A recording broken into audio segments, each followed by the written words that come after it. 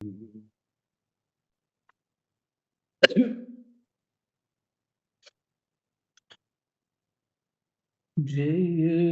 जय सीताराम,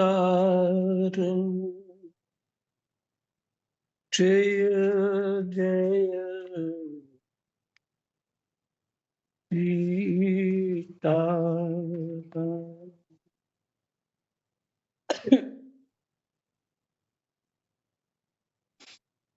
श्री गणेशाय नमः। श्री सीतारामाभ्यां नमः। श्री हनुमते नमः। श्री उमापते नमः। श्री गुरुवे नमः। सब संतन की जय जय। जय जय सीताराम। राधे श्याम।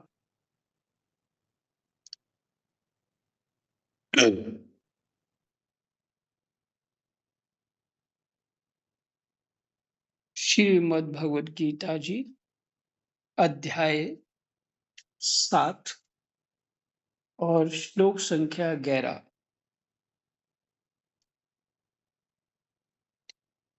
हे भरतवंशियों में श्रेष्ठ अर्जुन, बलवानों में काम और राग से रहित बल मैं हूँ, और प्राणियों में धर्म से अविरुद्ध धर्मयुक्त काम मैं हूँ।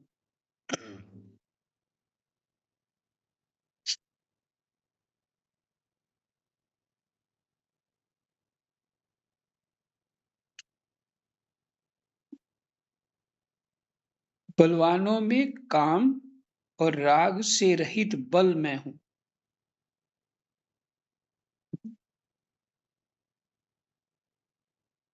काम मैंने कामना, और राग से रहित बल मैं हूँ, और प्राणियों में धर्म से अविरुद्ध मैंने धर्मयुक्त काम मैं हूँ। धर्मयुक्त कामना होनी चाहिए।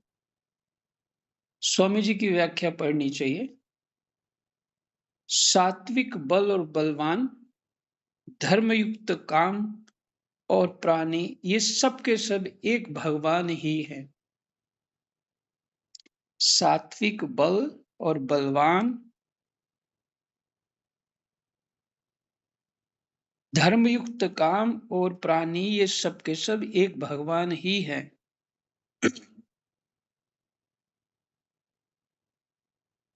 इसमें प्रश्न उन्होंने किया है। पूर्व पक्ष, मैंने प्रश्न ही समझिए इसको। इससे दो व्यक्ति बात कर रहे हैं, एक तो प्रथम पक्ष और दूसरा पक्ष।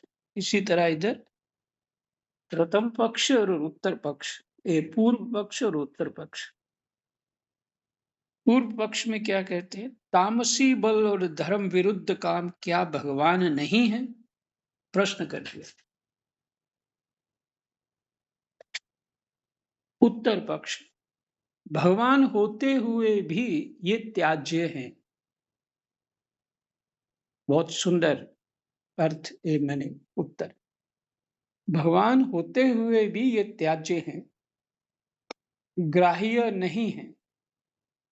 कारण कि तामसी बल और धर्म विरुद्ध काम के परिणाम स्वरूप दुख, पीड़ा, संताप, नरक आदि के रूप में भगवान मिलते हैं। भगवान ही मिलते हैं, पर किस रूप में? दुख, पीड़ा, संताप, नरक आदि के रूप में भगवान मिलते हैं, जो किसी के भी अभिष्ट नहीं है। कोई भी इसको चाहता नहीं है। अभिष्ट में कोई भी चाहता नहीं है कि हमें भगवान दुख रूप में मिले, पीड़ा रूप में मिले, संताप रूप में मिले, नरक रूप में मिले। इसलिए भगवान होते हुए भी त्याज्य है। ऐसा काम, बल सब त्याज्य है। इसलिए भगवान कहते हैं मैं धर्मयुक्त काम में हूं। हे भारतवंशियों में अर्जुन श्रेष्ठ, बलवानों में मैं काम और राग से रहित बल मैं हूँ, और प्राणियों में धर्म से अविरुद्ध मैंने युक्त, धर्म से धर्मयुक्त काम हूँ मैं।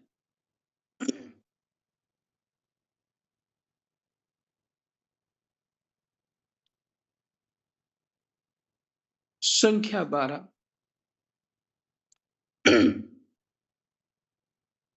देखिए, यहाँ पे विज्ञान खोल दिया स्वामी जी ने बड़े अच्छे ढंग से। चाहे स्वामी जी ने कुछ और भाव लिखा है, पर मेरी दृष्टि वहाँ गई कि विज्ञान खोल दिया। कैसे? ज्ञान के बाद विज्ञान। भगवान, सब कुछ भगवान है। पीछे कहा सब कुछ भगवान है। परा अपरा प्रकृति भी भगवान है। लेकिन किस तरह से है, ये बात बताई जा रही है कि जो सूर्य में तेज है या तपस्वियों का तेज है, वो मैं हूँ। इसी तरह पीछे और भी कहा है, जल में रस मैं हूँ, अग्नि का तेज मैं हूँ। ठीक है? तो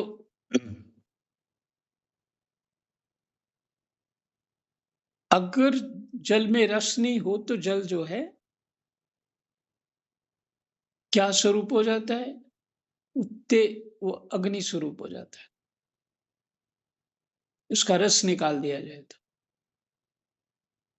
ये ऋषियों ने ये सब, ऋषि ऋषि माने साइंटिस्ट आज की भाषा में, ये सब के ऊपर उनकी पकड़ थी। कितना विज्ञान था उनका। तो तो जिसे अदृश्य होना, अदृश्य होना, अगर शरीर शरीर में जो तेज है, उसका रूप जो है, रूप निकाल दिया जाए, तेज का जो रूप है, वो गुण, तेज का रूप गुण है, वो निकाल दिया जाए तो वो वायु स्वरूप हो जाएगा। तो इस दृष्टि से भगवान होते हुए भी त्याज्य हैं, क्योंकि उनका परिणाम क्या है? जो धर्म विरुद्ध है, तामसी बल है, उसका परिणाम दुख, पीड़ा, संताप, नरक आदि और भी बहुत कुछ रूप में भगवान मिलते हैं। जैसे यमराज मिलते हैं, सबको मिलते हैं मृत्यु के बाद। पर जो सज्जन होते हैं, जो साधक होते हैं, जिनकी जीवन में सच्चाई होती है, सदाचार होता है, उनको वो देवता समान मिलते हैं। और जिस ढंग का व्यक्ति होता है, वो भी वैसे ही भयंकर रूप में मिलते हैं। उनको देख करके उसकी प्राण सूख जाते हैं। ऐसे रूप में यमराज मिलते हैं मरने के पश्चात। इसलिए यही यही बुद्धि में रहता है कि अपने कर्म की ओर ध्यान देना चाहिए। अपना धर्म मैंने कर्तव्य जो है सही सही पालन करना चाहिए। कोई देखे या ना देखे, हुँ? पर वो तो दिखता है, क्योंकि वो तुम्हारे अंतःकरण में, हृदय में ही पहले से विराजमान है। मन को भी बल देने वाला वो है, चित्त को भी बल देने वाला वो है, बुद्धि को भी बल देने वाला वो है, अहंकार को भी बल देने वाला है वो है। तो उससे क्या छिपाओगे? तुम्हारी जितनी शरीर की प्राण शक्ति है अथवा नसें हैं, एक-एक चीज़ को बल देने वाला वही है। इसलिए का जैसे धागा मनिया सूत से ओत-प्रोत रहती है। पीछे पढ़ा आपने कि धागे के बिना माला नहीं बन सकती, चाहे फूल की बनाओ, चाहे मनियों की बनाओ।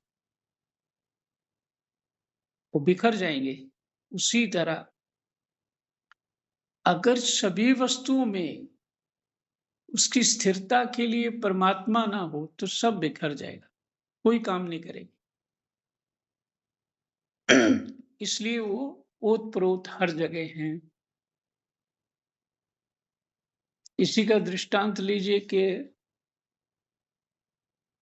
प्रहलाद जी ऐसी उच्च स्थिति में थे, उन्होंने कहा, "वो तेरा विष्णु कहाँ है?"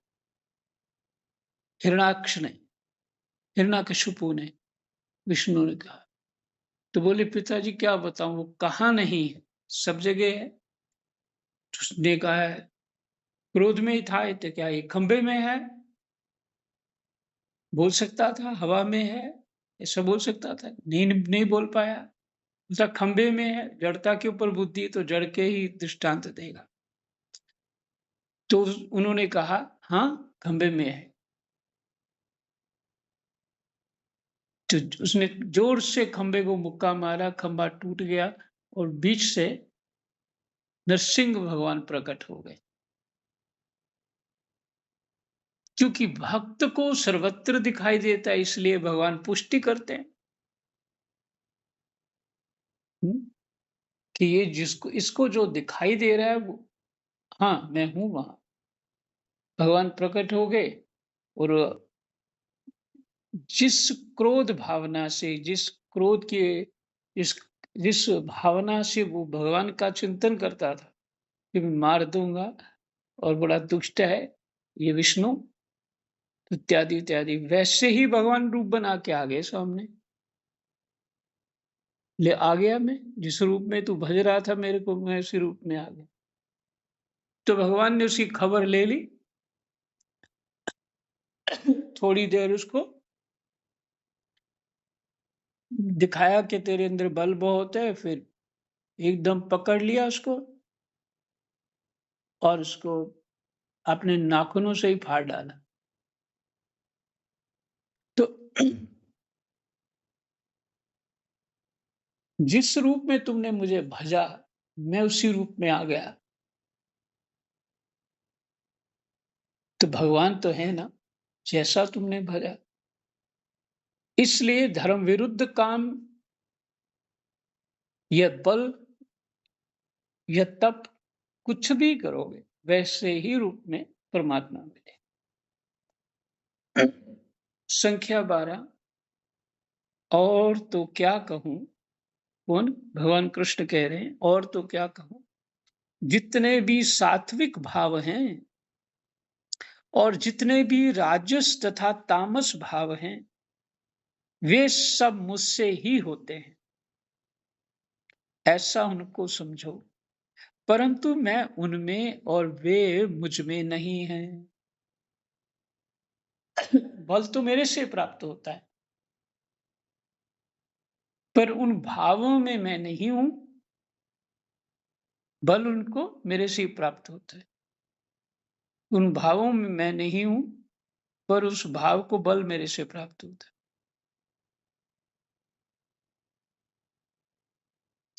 वे सब मुझसे ही होते हैं, ऐसा उनको समझो, परंतु मैं उनमें और वे मुझ में नहीं।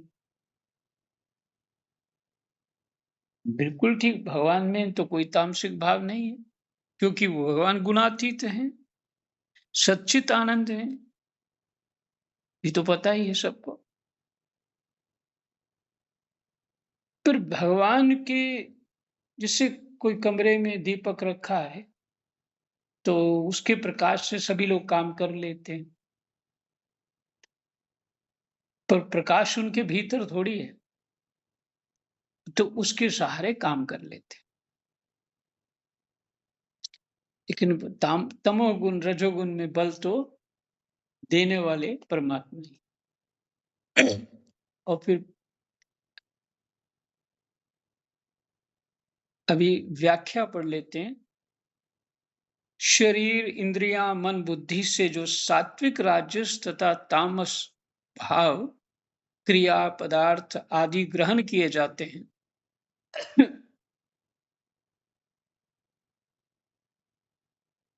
वे सब भगवान ही हैं। मैं उनमें और वे मुझ में नहीं हैं। ऐसा कहने का तात्पर्य है कि साधक की दृष्टि सात्विक, राजस तथा तामस भावों की ओर ना जाकर भगवान की ओर ही जानी चाहिए। हुँ? ऐसा कहने का तात्पर्य है कि साधक की दृष्टि सात्विक, राजस तथा तामस भावों की ओर ना जाकर भगवान की ओर जानी चाहिए। यदि उसकी दृष्टि भावों में माने गुणों की ओर जाएगी, तो वह उनमें उलझकर जन्म मरण में चला जाएगा। फिर से पढ़ते हैं इसको। शरीर, इंद्रिय, मन, बुद्धि से जो सात्विक, राजस तथा तामस भाव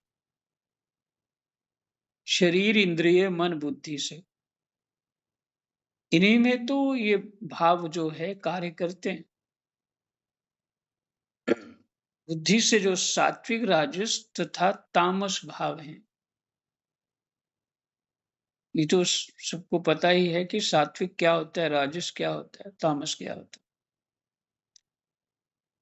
इस तीनों प्रकार के अलग-अलग गुण हैं और इन तीनों की आपस में नहीं बनती।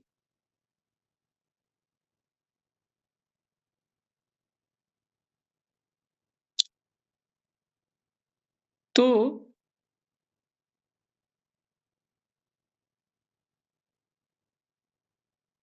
इत्ता ये सभी भाव क्रिया पदार्थ आदि ग्रहण किए जाते हैं। श वे सब भगवान ही हैं। ये सब भगवान भी ही हैं, क्योंकि बल से ही तो हो रहा है।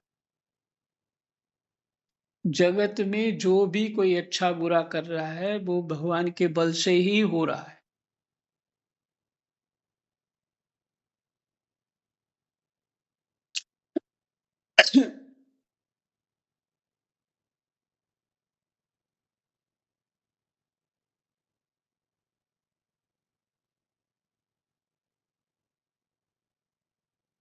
पर जिस तरह का हमको चाहिए, हम हमें यदि प्रसन्नता चाहिए, सुख चाहिए, ज्ञान चाहिए, तो सात्विक भावों में रहना पड़ेगा।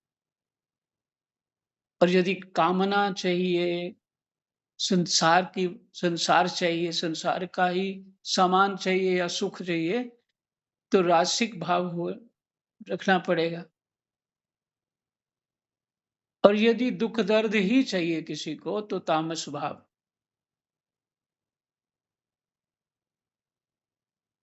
इन भावों से कार्य होंगे जो, तो वो ये परिणाम देंगे।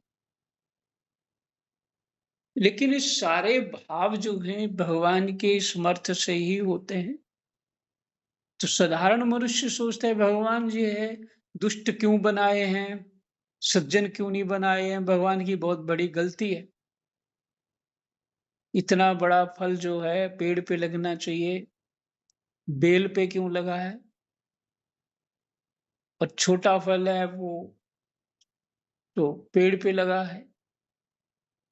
तो इस तरह से भगवान की बहुत सारी गलतियाँ निकालता है जीव। पर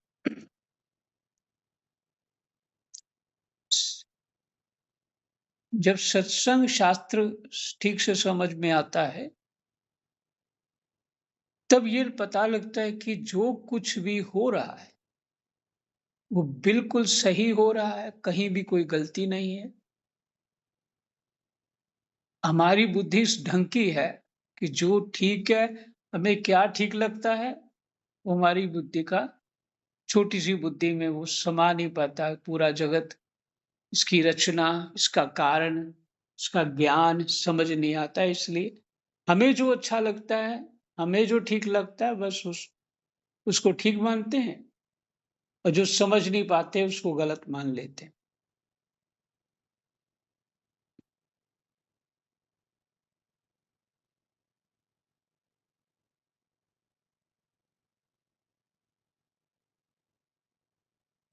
फिर कहते हैं मैं उनमें और वे मुझ में नहीं हैं।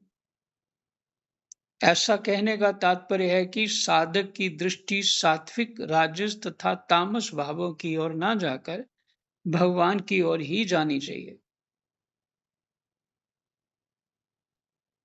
यदि उसकी दृष्टि भावों, गुणों की ओर जाएगी तो वह उनमें उलझकर जन्म मरण में चला जाएगा।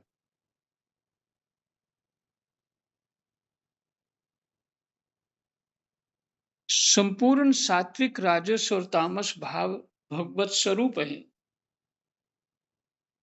ये सिद्ध पुरुषों की दृष्टि है। अज्ञानियों की यह दृष्टि हो ही नहीं सकती। सिद्ध पुरुषों की दृष्टि होती है कि सत्व रज तम ये भगवत स्वरूप ही है।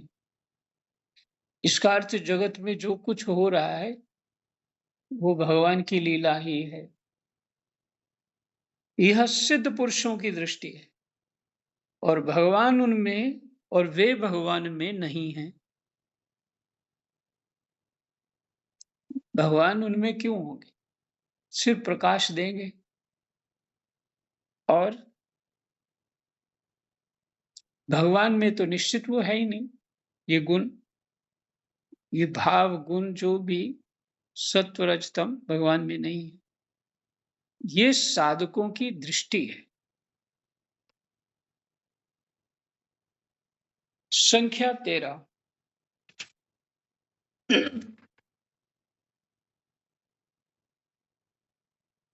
जब उनकी टीका पढ़ते हैं ना तो थोड़ा उलझ जाता है मामला। सुलझाएंगे, उसको भी सुलझाएंगे। एक बार सार बात सुन लीजिए। भागवत जी के साथ ये पाठ फिर से होगा।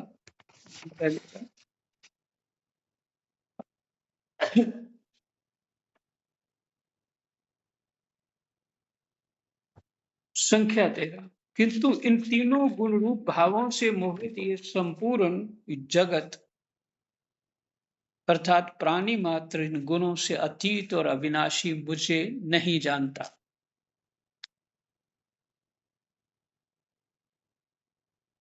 जो मनुष्य भगवान को ना देखकर गुणों को देखते हैं अर्थात गुणों की स्वतंत्र सत्ता मानते हैं, वे गुणों से मोहित हो जाते हैं। गुणों से मोहित मनुष्य गुणातीत परमात्मा को नहीं जान सकते। संख्या 14। क्योंकि मेरी ये गुणमयी दैवी माया दुरत्य है अर्थात इससे पार पाना बड़ा कठिन है। जो केवल मेरे ही शरण होते हैं वे इस माया को तर जाते हैं, अपने बल से पार नहीं पा सकते। बहुत प्रसिद्ध श्लोक है, देवी हईषा गुणमयी मम माया दुरत्या मामैव ये प्रपद्यन्ते मायामेतां तरन्ति ते। बहुत प्रसिद्ध है ये। ये गुणमयी दैवी माया दुरत्या है। मेरी जो प्रकृति सत्वरजतम वाली है इसका पार पाना कठिन है। अर्थात इससे पार पाना कठिन है। जो केवल मेरे ही शरण होते हैं वे इस माया को तर जाते हैं।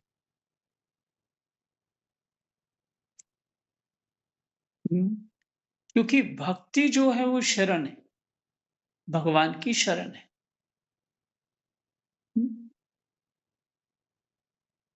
और साथ में आपने सुना कि कल ये बात हुई थी, काम क्रोध लोभ मोह अहंकार राग द्वेष सब कुछ मोड़ दिया हमने परमात्मा की आसक्ति में। परमात्मा के लिए तो भक्ति हो जाती है। हनुमान जी लंका में खूब कूटते हैं सब राक्षसों को, खूब हजारों हजारों राक्षस मार देते हैं। लेकिन साथ में क्या कहते हैं, है कोई ऐसा वो क्या कहते हैं, दासो हम कौशलेंद्र से, मैं भगवान राम का दास हूँ, किसी का बल हो तो मेरे सामने आ जाए, और सबको कूटते हैं अच्छी तरह। हम्म, अच्छा, देखने में तो ये लगता है इतनी ज्यादा कुटाई ठीक नहीं है, गुण दोष देखेगा व्यक्ति, और दूसरा ये भी देख सकता है कि ये अहंकार कर रहे हैं। पर भक्त की पकड़ अद्भुत होती है। भक्त की भक्ति कौन सा दाव कर रही है ये नहीं समझ में आता। चलो इसी बहाने छोटी सी कथा सुना देता हूँ। बाबा सुनाया करते थे अक्सर कि भक्त का क्या दाव है ये समझ नहीं आता।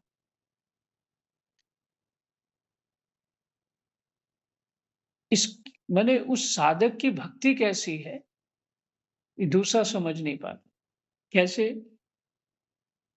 कहते महात्मा लोग पहले घूमते ही रहते थे, एक जगह नहीं टिकते थे, 10, 12, 15 ग्रुप बना के घूमते रहते थे। कभी कोई 100, 200 भी घूमते थे, 500, 500 भी घूमते थे, 5,000 भी घूमते। आचार्य लोग जो होते थे वैसे घूमते। तो बड़े बड़े गांव जो है उनको, उनकी वहां व्यवस्था होती थी। गांव वाले लोग वो भंडारा इत्यादि करते थे। 10, 15 एक जगह जहां जैसी जितनी लोग कर पाए उतनी देर रुके, फिर अगले गांव में प्रचार करते थे भगवान का। ऐसे इस तरह से निकलते थे। एक कठिन तप है। तो कुछ एक टोली महात्माओं की जा रही थी किसी पहाड़ी क्षेत्र में। तो उन्होंने देखा बड़ा हनुमान जी का बहुत ऊंची एक मूर्ति बनी हुई। तो महात्माओं को भाव आया, देखो हनुमान जी की मूर्ति काफी ऊंची, बड़ी सुंदर भी है, ये जंगल है आसपास। हम्म तो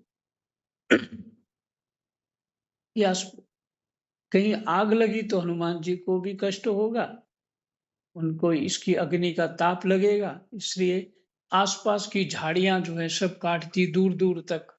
हाँ, ताकि वहां और उनको फेंक दिया। तो बड़े खुश हो गए, हनुमान जी की सेवा हो गई, बड़े प्रसन्नता से आगे चल पड़े। 4, 5 दिन लगाए वहां बैठ के, सब कार्य सेवा किया और फिर चल पड़े। हो गई भक्ति। अब वो कोई और ग्रुप आया,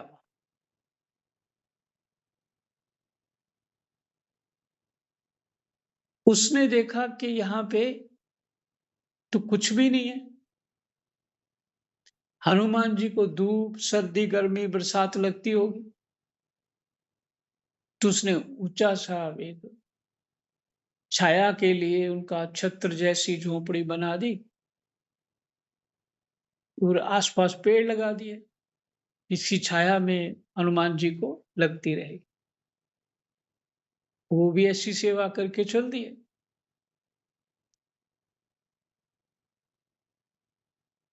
तो श्रोता पूछता है कि इनमें से किसने भक्ति करी, किसने सही काम किया? तो गुरु कहता है दोनों सही हैं, दोनों सही। हनुमान जी को सर्दी गर्मी इत्यादि से कोई लेना देना नहीं है। और भक्त अपने ही भाव लड़ाता रहता है। तो वो जो भाव संसार में हम लड़ाते हैं वही परमात्मा से होने चाहिए, वही भक्ति हो जाएगी। इसलिए वो हमें बाबा यही बताते थे कि जो इस काम क्रोध लोभ मोह अहंकार का जो वेग संसार में चल रहा है उसको परमात्मा की ओर मोड़ दो। अपनी इंद्रियों का प्रभाव परमात्मा की ओर मोड़ दो। तुम्हारा जितना भी विकार है वो दूर हो जाएगा। उनसे ममता, आसक्ति, राग द्वेष भी कर लो तो कोई फर्क नहीं पड़ता, क्योंकि चित्त तो तुमने उसी में लगाया।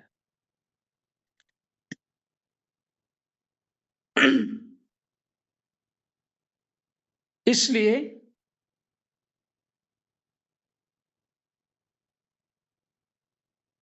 भक्ति भक्तों की कैसी है, इसको सब नहीं जान पाते हैं, पर भक्त सभी ठीक है।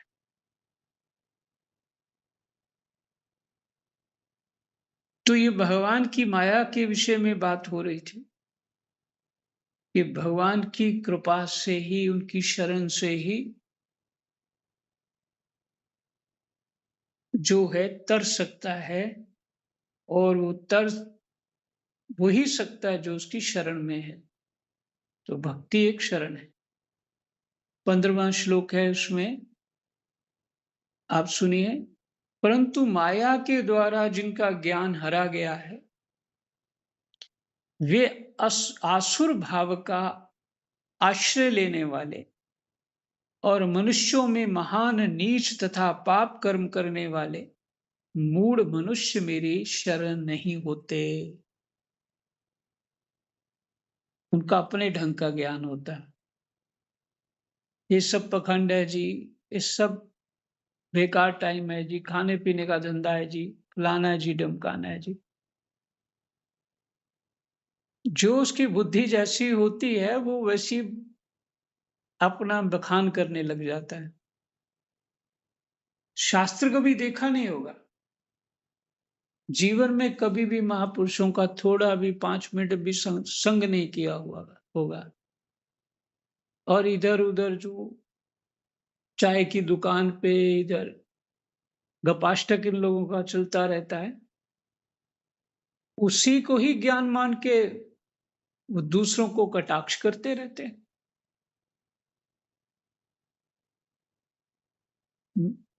इसलिए भगवान कहते हैं,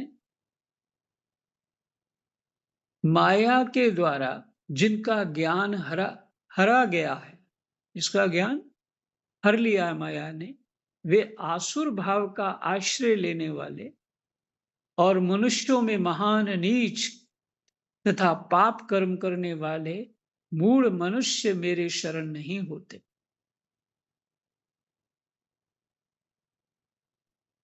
समय तो हो गया, एक श्लोक और पढ़ लेते। हे भरतवंशियों में श्रेष्ठ अर्जुन, पवित्र कर्म करने वाले अर्थार्थी, आर्त, जिज्ञासु और ज्ञानी, अर्थात प्रेमी। ज्ञानी माने अर्थात प्रेमी, ये 4 प्रकार के मनुष्य मेरा भजन करते हैं, अर्थात मेरे शरण होते हैं। रामायण जी में भी यही है, अर्थार्थी धन चाहने वाले। कोई बुराई नहीं है भगवान से धन मांगना, अपनी आवश्यकताओं को पूरा करना जीवन यापन के लिए कोई बुरा नहीं। आर्थ, दुखी लोग, दुख दूर करने के लिए। जिज्ञासु, वही जीव ब्रह्म और माया क्या है, जिज्ञासु हो गए ज्ञान के लिए, परमात्मा के लिए। जो भगवान को भजते हैं, और ज्ञानी अर्थात प्रेमी भगवान को भक्ति के लिए, प्रेम के लिए भजते हैं। ये 4 प्रकार के मनुष्य मेरा भजन करते हैं, मेरे शरण होते हैं।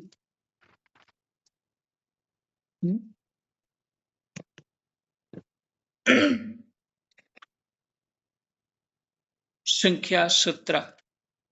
उन 4 भक्तों में मुझ में निरंतर लगा हुआ